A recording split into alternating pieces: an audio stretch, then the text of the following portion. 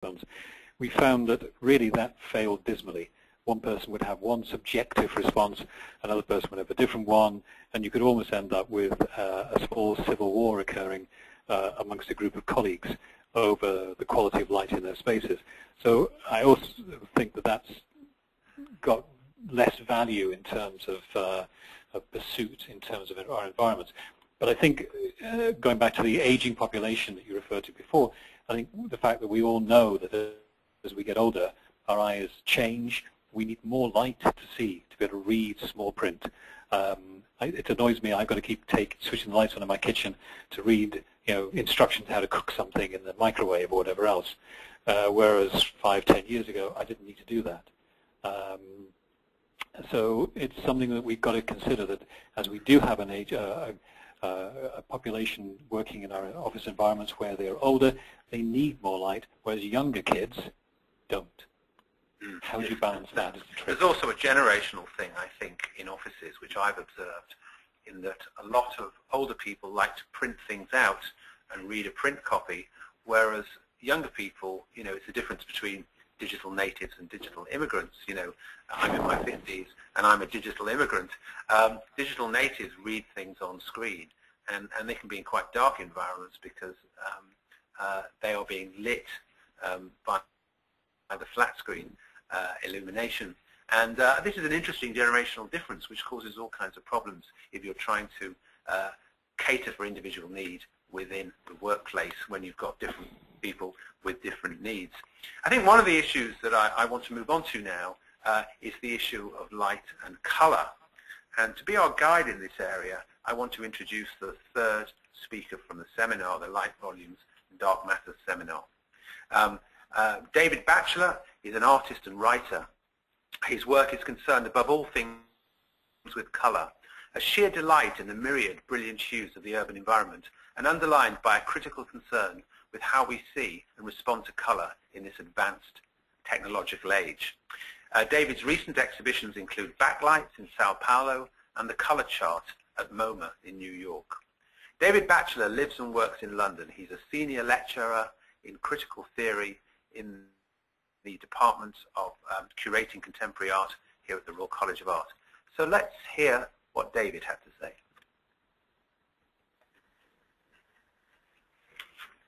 My work is principally concerned, as Jeremy said, with colour, one aspect of which in the urban environment is illuminated colour. So I came to make work which is illuminated principally through an interest in colour rather than one in light per se, but clearly the two are inseparable at some level. And I guess all I can really talk about is what I look for in an urban environment or in a gallery or environment when I'm showing work. And I guess the simple answer to what I'm looking for is flexibility, which you very rarely find in art galleries, strangely. Where you think you might find those things, where obviously some types of work require high illumination, painting for example, other kinds of work require softer illumination such as drawing, and other kind of works require an absence of illumination such as film and video. But you very rarely find a gallery which can offer up those alternatives in a straightforward way. This is a more recent work called The Magic Hour, and it's a series of salvaged light boxes from offices and restaurants and such like. The typical light boxes would stand outside a restaurant and advertise the kebabs, whatever, which I recovered and then relit and put panels of acrylic in, and then having done all that, then made it face the wall so it produced a kind of halo of light. One of the things that's fascinated me for a long time is where you find intense and vivid colour in the city, and it's not evenly distributed. And some of the places you find very vivid colour are the strangest of places, like certain supermarket shelves. Pound shops are one of the great repositories of colour in the city. But you come down to South Ken and frankly, forget about it. It's not there. And obviously, when I'm installing a work like this, the ambient lighting is a critical issue. And I mean, something like a Palm House is actually was pretty good. I mean, and I hope that one of the effects of this work is that it draws attention to how the light changes during the day, because obviously in bright sunlight in the middle of the day, say on the odd 3 days in the year, and you have bright sunlight in Scotland, then the work is relatively muted. As the light levels drop, the work begins to glow, and I hope, and part of the aim of the work is simply to draw attention to those factors that are part of our everyday experience, but ones we often overlook because they're so common and ubiquitous and, as it were, natural. This is one of a series of, again, a tower of recycled light boxes with just panels of flat acrylic colour in them. This is in the Treasury building in Whitehall, which had been refurbished at the time by Norman Foster. And one of the things I think is very important for me is that when you use, again, actually it's a very good environment for my work because it's, in this case, a lot of marble of nothing else. One thing I'm always looking for is reflection. Those kinds of contingent, ephemeral moments of reflective colour that you can't plan or control, but are always a factor of dropping works like into this kind of environment. What I look for is variation and flexibility. Again, I guess to carry on the leitmotif of, no pun intended, what you don't want and what I don't need is that sense of complete uniformity. You want variation. Okay, well, thank you, David Batchelor. Light and colour often arouses a lot of heat and light, I suppose, around the subject of lighting design. A question in from Kate, who is an interior designer, who says, how do you suggest we allow for different people's needs in colour and perhaps intensity of light? So this is a question about different people's needs and colour and intensity. Jonathan, I mean, a lot of your projects have used light in a very intense way. It's interesting. I think the worry that we have in our built environments nowadays is that it's so easy to nip down to IKEA and buy off the shelf a color-changing LED unit that you can just plug in and have a disco in your living room, which really just is literally that. It's a massive color-changing element. And we see that occurring externally in our urban environments with no story or rhyme nor reason except, oh, this is interesting technology and let's just squirt this light on our buildings.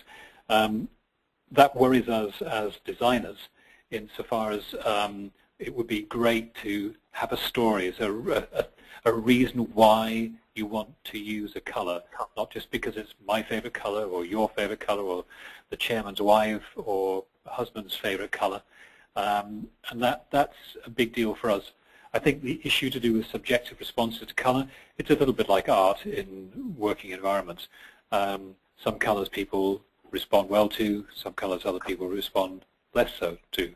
And it's really a case of finding something that would work in an environment. But psychologists are well aware, color psychologists, that certain colors encourage appetite or diminish your appetite or raise your heartbeat or diminish your heartbeat if you're sitting in a space for a long period of time. But I don't think that architects and interior designers really tap into that volume of knowledge that's available to help create the right spaces for the right purpose. I mean, I've noticed that a lot of outdoor lighting projects, a lot of civic projects, the lighting of bridges and towers and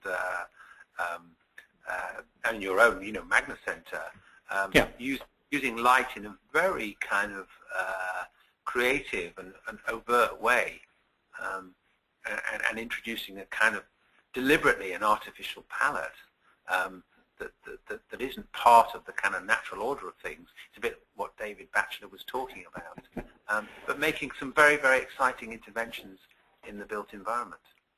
Well, I think Magna is an interesting example where we were trying to immerse people in an environment that was powerful. We wanted people to walk away from Magna with a